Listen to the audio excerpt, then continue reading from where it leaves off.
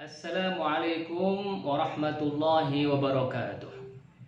Alhamdulillah, Alhamdulillah, wassalatu wassalamu ala rasulillah wa ala alihi wa ashabihi wa mawalah, la hawla wa la quwwata illa billah, amma ba'd.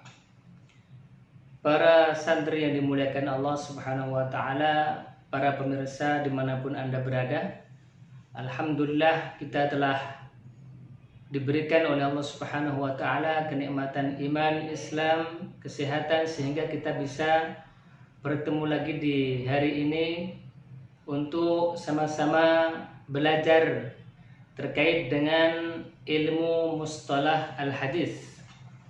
Dan insya Allah ketika kita belajar seperti ini, Allah Subhanahu wa taala akan memberikan pengetahuan yang lebih kepada orang yang mau belajar. Di samping itu juga Allah Subhanahu wa taala akan mengangkat derajat orang yang menuntut ilmu sebagaimana firman-Nya, yarfa'illahu alladhina amanu minkum walladhina utul ilma darajat. Allah Subhanahu wa taala akan mengangkat derajat orang-orang yang beriman di antara kalian dan orang-orang yang menuntut ilmu beberapa derajat. Para pemirsa dimanapun Anda berada, Alhamdulillah kemarin kita telah berbicara terkait dengan secara global yaitu mustalah al-hadis, terkait dengan apa itu hadis, apa itu khobar, apa perbedaan antara hadis dan khobar. Kemudian juga kita telah mempelajari apa itu asar, kemudian apa itu isnad, apa itu sanad, apa itu musnid, apa itu musnad. Nah, sekarang insya Allah kita akan meneruskan pelajaran kita terkait dengan keterangan dari beberapa syair-syair ataupun nazam, ya, nazam al-Baiquniyah. Kita akan menerangkan, akan bahas, akan membedah di halaman yang ke-6. Di situ apa? Nazim, orang yang membuat nazam ini yaitu Al-Baiquni rahimahullah taala, beliau berkata, "Wa dhi min aqsamil hadits 'iddah wa kullu wahidin ata wa haddah." Wa dhi adalah isim isyarat. Isim isyarat, ya. Jadi dia untuk menunjukkan ini, ya, ismu isyarat. Wal musyaru ilaihi, sedangkan yang dijadikan sasaran ditunjuk itu adalah ma tarattaba, apa yang berada di pikiran siapa? Al-muallif. Siapa al-muallifnya? Asy-Syaikh Al-Baiquni. Aqsamul hadisi, pembagian hadis. Maksudnya adalah huna ilmu dirayah, ya. Jadi pembagian hadis yang akan dibahas di sini adalah ilmu ad-dirayah. Jadi kemarin kita bahas juga bahwa ada dua hal yang urgen dalam mempelajari ilmu mustalah al-hadis ini, ada ilmu dirayah, ada ilmu riwayah. Ilmu riwayah itu ilmu yang terkait dengan rawi-rawi. Adapun ad-dirayah itu pengetahuan secara umum terkait dengan ilmu tersebut. Kalau kita bahas hadis berarti kita secara umum apa aja kaitannya dengan hadis, ya. Maka ilmu mustalah hadis termasuk ilmu ad-dirayah. Iddah ay adad laisa bikatsir, itu bisa dihitung, tidak banyak. Wa kullu wahidin ata wa haddah, dan setiap bagian nanti akan diterangkan di buku ini, kemudian akan diterangkan terkait dengan ta'rifnya, ya, terkait dengan pengertiannya. Apa yang disebut dengan hadis sahih umpamanya, apa yang disebut dengan hadis hasan umpamanya, nah itu akan diterangkan. Aqsamul hadis, pembagian hadis. Awwaluha as-sahihu wa huwa mattasal isnaduhu wa lam yashudza aw yu'al. As-sahih wa huwa mattasal. Yang disebut dengan hadis sahih adalah hadis yang bersambung. Yakni ma rawa bi isnadin muttasilin, apa yang diriwayatkan dengan sanad yang bersambung. Bihaitsu ya'khudhu kull rawin, yang mana setiap rawi yang meriwayatkan mengambil amman fauqahu, dari orang yang sebelumnya, mubasyaratan, secara langsung. Umpamanya si A dia meriwayatkan nomor 1, nah, nanti kemudian si B dia mengambil langsung dari si A, si C mengambil langsung dari si B, si D mengambil langsung dari si C. Ya, jadi tidak ada jeda alias bersambung terus. Walam yashudza aw yu'al, maksudnya apa? Yakni la yakunul haditsu syadzan wala mu'allalan. Hadisnya tidak syadz dan tidak terdapat illah di situ. Apa yang disebut dengan hadis asyadz? Wal haditsu syadz huwa alladhi yarwihi thiqah mukhalifan liman huwa arjah minhu. Hadis yang diriwayatkan oleh orang yang terpercaya, tetapi apa? Dia menyelisihi, hadis yang diriwayatkan menyelisihi liman huwa arjah minhu, yang lebih kuat daripada padanya. Imma fil adadi, apakah dalam hitungannya, maksudnya dalam banyak-banyaknya perawinya, au fis sidqi, atau kejujurannya, awil adalah, atau dari segi keadilannya. Wal hadis mu'allal, sedangkan hadis mu'allal huwallazi fihi illatun, yaitu hadis yang ada illahnya, ada celaannya, taqdahu, yang ditujukan, fihi tamna'u qabuluhu, yang kemudian menjadikan hadis tersebut tidak diterima. Maksudnya ada sebuah hadis, ya kan? Kemudian ada ahli-ahli hadis yang lain, perawi yang hadis, menyatakan, wah ini tidak benar, wah ini rawinya tidak benar, wah ini kurang jujur, wah ini, dan seterusnya. Itu namanya illah al-qadihah, yaitu penyakit atau pencelaan yang ada dalam hadis tersebut. Wal illatu fil asli, adapun illah secara asalnya, wasfun, yaitu sebuah gambaran, yujibu, yang diwajibkan, khurujul badan, keluarnya badan, anil i'tidal at-tabi'i, dari keseimbangan yang semestinya. Jadi badan biasanya kalau kita sehat, ya seperti ini sehat, ya kan? Tetapi ketika kemasukan virus, ada pilek, ada penyakit yang lain, akhirnya yang tadi tegak itu menjadi linglung, menjadi lemah. Nah, jadi illah itu seperti itu, ya. Jadi kemasukan sebuah sifat yang masuk ke dalam tubuh, ya kan? Kemudian membuat tubuh itu yang tadinya i'tidal, tegak, kemudian jadinya tidak i'tidal. Yang tadinya sehat menjadi sakit. Itulah illah. Wal illah fil hadis, adapun illah dalam pengertian hadis, wasfun yujibu khurujul hadis anil qabul, yaitu sebuah gambaran yang menyebabkan hadis yang tadinya diterima, ya kan, tapi kemudian akhirnya apa? Tidak diterima.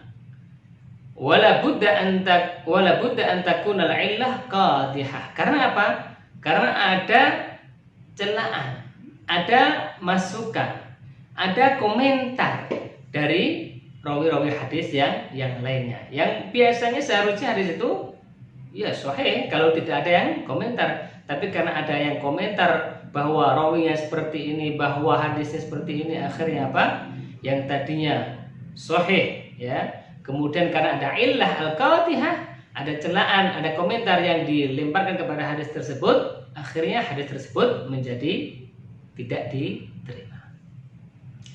Para pemirsa yang dimuliakan Allah Subhanahu wa taala. Wa 'ala dzalika fayushtaratul hadis as-sahih khams syurut. Maka dari itulah maka hadis sahih itu ada 5 syarat yang harus dipenuhi. Dikatakan hadis itu sahih ketika ada 5 hal ini dipenuhi. Apa yang pertama? Ittisalus sanadi. Bersambungnya sanad ya. 1, kemudian 2, kemudian 3 ngambil dari 2 dari 1, itu bersambung terus. Ittisal as-sanad. Kemudian adalatur ruwah, keadilan dari perawinya. Maksudnya dia adil dalam menghukumi sesuatu, adil dalam dia membagi sesuatu, adil dalam dia membuat keputusan. Ini adalatur ruwah. Kemudian yang ketiga, dhabtur ruwah, yaitu hafalan perawi ini kuat. Kemudian yang keempat, an yakuna, supaya tidak saliman, an yakuna, supaya ia saliman, selamat, bersih, minasyudzul, dari syadz.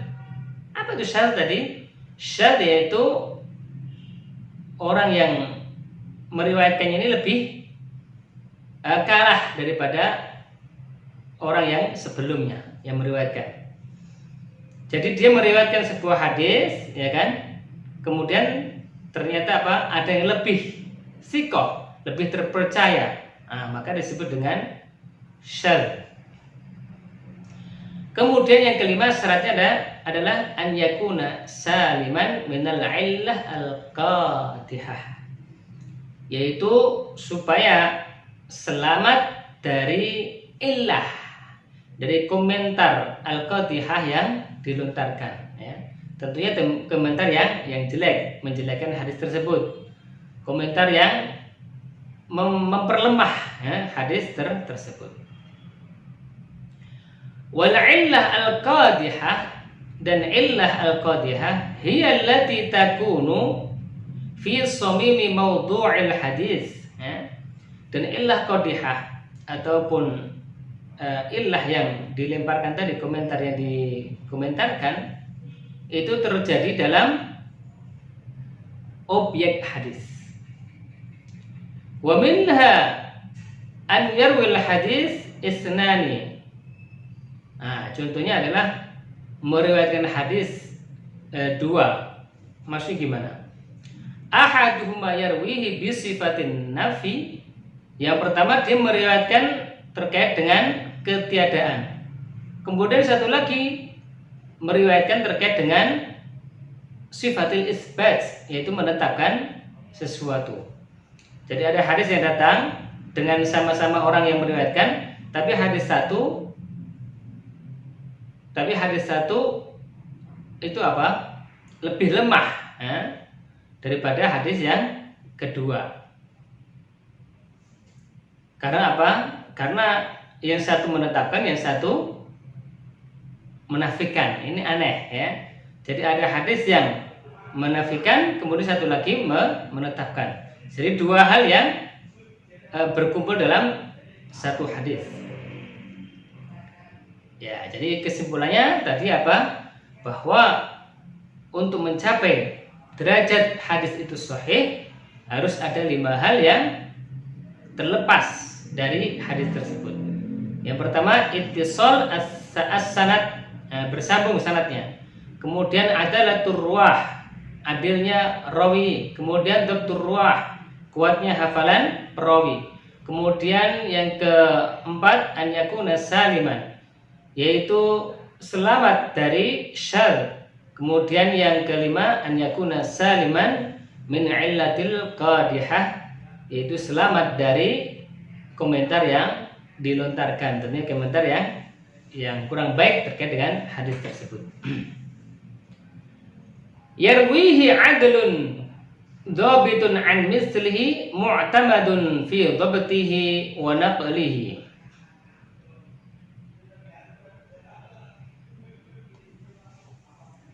Ini diriwayat yarwihi adlun. Maksudnya apa? Yarwihi adlun, al-adlu fil asl al-istiqomah.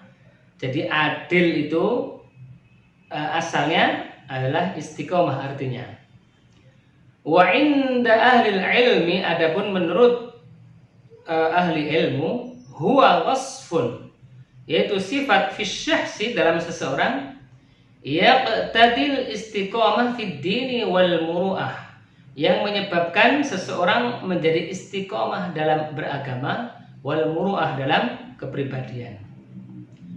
Falau kana rajulan musirran ala qati'ati rahimin, kalau ada seseorang yang bersikeras untuk memotong tali silaturahim, fa innana, maka kami la nusammihi, tidak menamakannya adlan, orang itu adil, walau kana min asdaqin nasi fi naqlil hadis, walaupun dia termasuk orang yang paling jujur dalam menyampaikan hadis, ya. Jadi kalau ada orang yang dia memutuskan silaturahim kepada saudara-saudaranya, padahal dia jujur orangnya, itu tidak masuk adil, tidak dianggap adil, ya. Liqaulihi ta'ala, karena firman Allah Subhanahu wa ta'ala, ya ayyuhalladzina amanu in ja'akum fasiqun binaba'in fatabayyanu. Hei orang-orang yang beriman, jika datang kepada kalian seorang fasik dengan membawa kabar, fatabayyanu, maka harus ditabayyunkan, harus di cross check. Wa qauluhu ta'ala wa ashhidu dzawai adlin minkum, dan bersaksilah dzawai adlin minkum, orang yang adil di antara kalian. Amal muru'ah, adapun muru'ah, faqala ahlul ilm fi ta'rifiha, maka berkata ahlul ilmi dalam pengertiannya, hiya an yaf'al ma yujmiluhu wa yuzayyinuhu wa yada'u ma yudannisuhu wa yushinuhu. Jadi muru'ah itu dia akan berusaha untuk memperbagus dirinya, memperbaiki dirinya, wa yuzayyinuhu, dan juga menghiasi dirinya dengan kebaikan-kebaikan, dan dia meninggalkan hal-hal yang jelek, hal-hal yang membuat dirinya jelek di mata orang. Itu pengertian dari muru'ah, atau kita kenal biasanya dalam bahasa Indonesia kepribadian. Wa hadza yarji'u ila 'adatin nasi wal mujtama'. Nah, untuk hal muru'ah ini kembali kepada adat daripada manusia dan masyarakat yang berada di situ. Umpamanya dalam suatu daerah, ya kan, adatnya ketika sholat pakai sarung dan kopiah. Nah, orang yang punya muru'ah, maka dia dia akan berusaha untuk memakai kopiah dan sarung. Umpamanya ada di situ aib ketika seseorang itu makan di pinggir jalan umpamanya. Nah, dia menghindari hal tersebut. Nah, ini muru'ah. Wa hadza yakhtalifu min baladin li akhar. Nah, seperti ini tentunya akan berbeda antara adat satu dengan adat yang lainnya. Wa hunaka aqsamun fil jarhi wat ta'dil. Nah, kemudian ada pembagian terkait dengan jarh wa ta'dil. Qala al-Imam Az-Zahabi rahimahullahu taala. Imam Zahabi, semoga Allah Subhanahu wa taala merahmatinya, wa huwa min ahli istiqra' at-tam fi naqdir rijal. Jadi yang disebut dengan jarh wa ta'dil ini menurut Imam Az-Zahabi apa?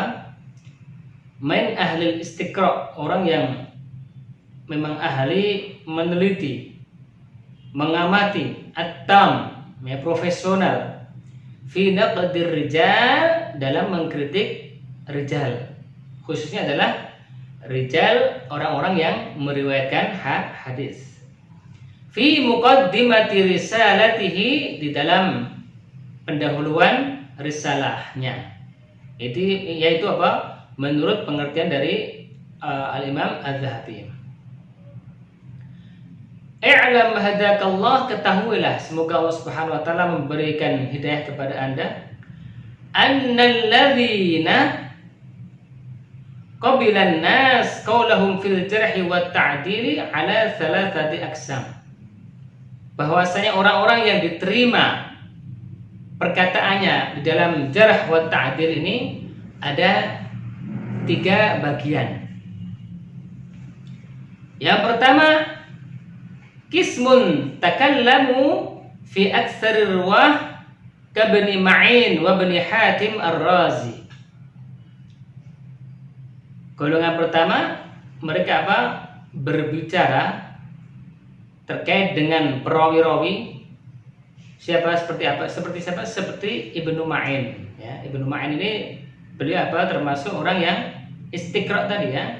Yang istilahnya ahli dalam meneliti terkait dengan rijal hadis, orang-orang yang meriwayatkan. Wa Bani Hatim, dan Ibnu Hatim. Kemudian yang kedua, kismun takallamu fi katsirin min arwah ka Malik bin Anas wa Syu'bah Ibnul Hajjaj. Ini hampir sama, ya. Yang berbicara banyak terkait dengan rawi-rawi seperti Malik bin Anas dan Syu'bah Ibnu Al-Hajjaj. Kemudian yang ketiga, kismun takallamu fir rajul, bagian ataupun golongan orang yang berbicara terkait dengan seseorang ba'dar rajul, seseorang setelah seseorang. Jadi perawi pertama, kemudian perawi kedua siapa, ya? Nah, dilihat seperti itu. Seperti Bani Uyainah, Ibnu Uyainah, Wasy-Syafi'i, dan Imam Asy-Syafi'i. Wal kul ala thalathati aqsamin, dan semuanya apa? Ada 3 bagian. Ada 3 bagian. Kismun muta'annitun fil jarhi mutatsabbitun fit ta'dil ka Bani Ma'in wa Abu Hatim Ar-Razi wal Juzjani. Yaitu bagian yang muta'anid, yang sengit dia dalam fil jarh. Jarh itu asalnya adalah luka, ya. Berarti apa? Dia memberikan pendapat terkait dengan rawi ini dengan sengit. Mutatsabbitun fit ta'dil, kemudian menetapkan bahwa orang ini adil. Nah, ini siapa? Ibnu Ma'in dan Abu Hatim Ar-Razi wal Juzjani. Jadi dalam ia mengoreksi terkait dengan rijalul hadis itu ketat, tidak menggampangkan.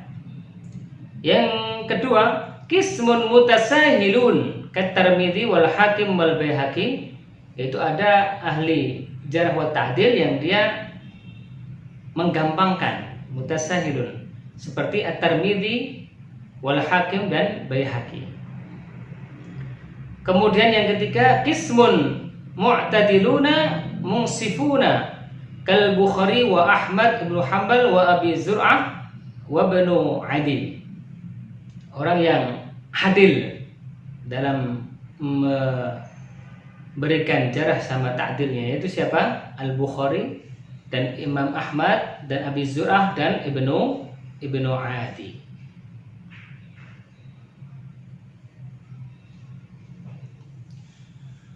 Fa awwalu man zaka wa jaraha inda inqiradi ahdi sahabah, maka orang yang pertama kali merekomendasikan kemudian memberikan jarah penilaian inda inqiradi ahdi sahabah, yaitu tatkala habisnya masa para sahabat. Siapa itu?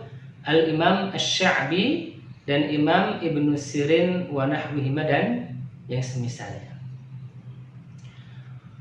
Faminhum ad-du'afa fil mi'ah as-saniyah, di antara mereka ada yang lemah fil mi'ah as-saniyah, dalam penghitungan 102, min awsati at-tabi'in, dari pertengahan tabi'in, ka'atiyah al-Aufi, ya, seperti Atiyah al-Aufi.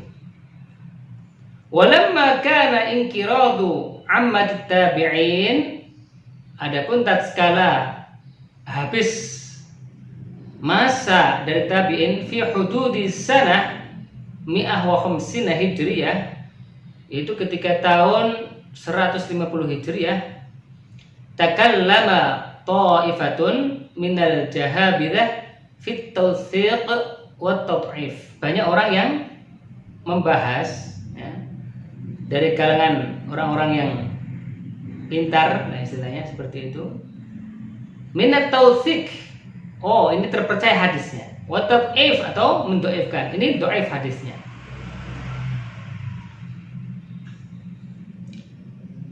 Kemudian nomor ketiga, Abu Hanifah.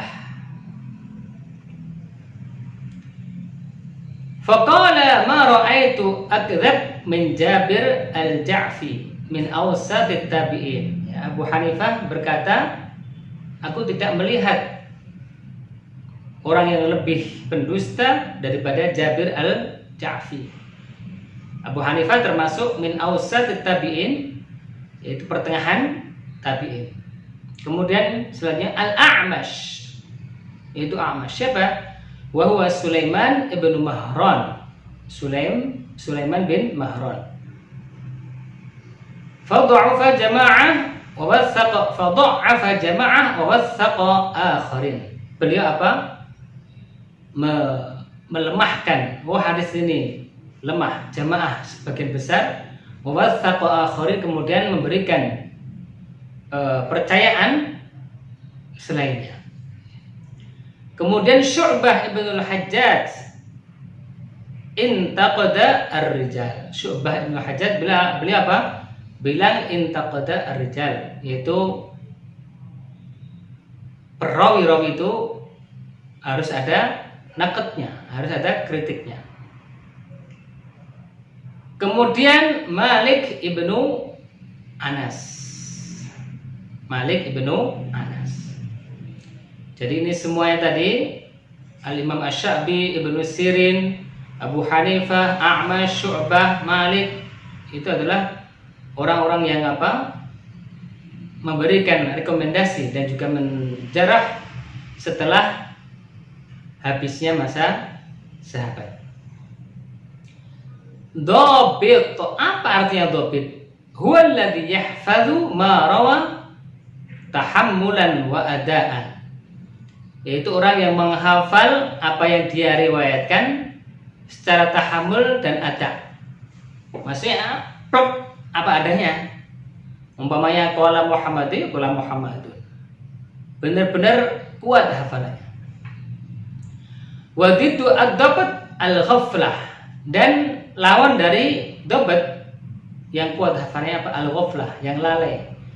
Yakun 'inda rawi ghaflah 'inda tahammul atau kasratu nisyan 'inda al-ada, yaitu yang rawinya lalai, lupa 'inda tahammul, ketika membawakan hadis, atau kasratu nisyan, atau banyak lupanya dia, dan seterusnya. indal ada ketika menyampaikan sebuah hadis. Fakatsirun nisyan huwa khafifun qalilud dhabt. Maka apa? Banyaknya lupa dia apa? Khafifun qalilun, termasuk orang yang lemah hafalannya. An mislihi, yang disebut dengan an mislihi apa? Ay la budda an yakuna rawi, yaitu harus terdapat dalam seorang rawi yang meriwayatkan muttasifan, bersifat bil adalah, dengan adil tadi, wad dhabt yarwihi, dan kuat hafalannya ketika meriwayatkan amman ittasafa bil adalati wad dhabt. Jadi tidak mungkin seorang yang meriwayatkan apa? Dia kalau tidak bersifat seperti ini, yaitu apa? Bersifat adil, kemudian bersifat dhabt, kuat hafalannya. Falau rawa fasikun an adlin la yakunu haditsan sahihan wal akas bil akas. Maka seandainya ada yang meriwayatkan hadis seorang fasik tidak adil, dia suka bermaksiat kepada Allah Subhanahu wa taala, maka tidak disebut dengan hadis sahih, tapi kebalikannya hadis dhaif.